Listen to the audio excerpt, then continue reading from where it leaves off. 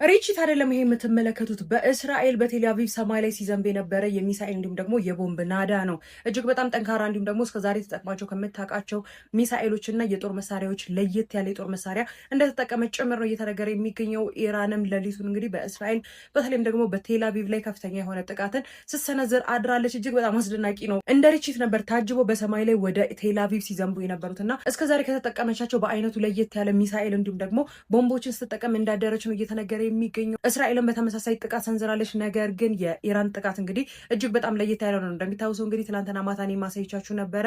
ኢራን የተለያዩ ከመሬት በታቸው የሚገኙ እጅግ በጣም በርካታ ቁጥር ያላቸውና ታይተው የማያልቁ ማለት ነው በጣም ብዙ መሳሪያዎች እንዲሁም ደግሞ አጥፍቶ ጠፊዎችንም ጭምር ሚሳኤሎች እንዲሁም በተጨማሪ ደግሞ የሻይ ድሮኖችንም ጭምር ስታስጎበኝ ነበረ። ከነዛ መካከል እንግዲህ አንዱ ነው ማለት የተጠቀመችው።